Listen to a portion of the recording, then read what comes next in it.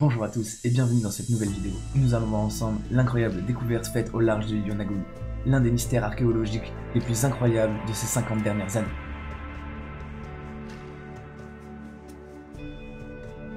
En mars 1985, un plongeur nommé Kiyashito Aratake part à la recherche de nouveaux sites de plongée au large de l'océan Pacifique, proche du Japon. Pendant des heures, il va voyager dans des eaux cristallines, à la recherche d'un spot idéal. Et à environ 25 mètres de profondeur, il va apercevoir une immense masse sombre. Dans un premier temps, il va penser qu'il s'agit de l'épave d'un bateau. Alors, il va s'approcher et apercevoir qu'en réalité, il s'agit d'un immense mur. En se baladant autour du site, il va rapidement comprendre qu'il s'agit d'une immense structure encore inconnue. Il trouvera d'abord deux immenses terrasses, puis des escaliers avec des dimensions extraordinaires. En continuant, il supposa que la structure faisait au moins 300 mètres de long.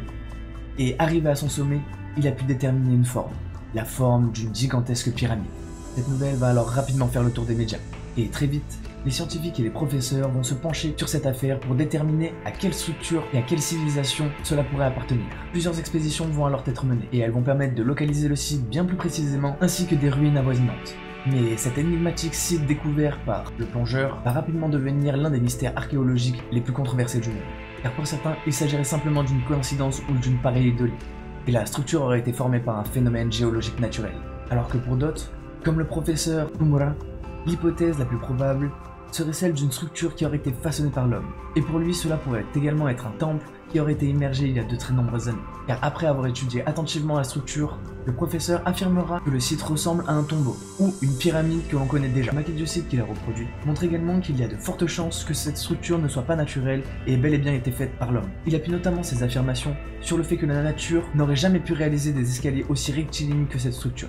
Mais alors qui, quand et pourquoi cette structure aurait été érigée? Selon ce professeur, cette pyramide serait l'une des plus anciennes que nous aurions jamais découvertes. Elle aurait entre 5 et 10 000 ans, ce qui ferait que cette pyramide est donc bien plus ancienne que celle en Égypte, et deviendrait même la construction la plus vieille jamais découverte à ce jour. Cette découverte a donc révolutionné le monde archéologique, et malheureusement encore à l'heure actuelle, il reste énormément de mystères autour de ceci. Après plus de 15 ans de recherche, personne ne peut encore réellement affirmer s'il s'agirait d'une structure naturelle ou d'une gigantesque pyramide construite par une civilisation antérieure.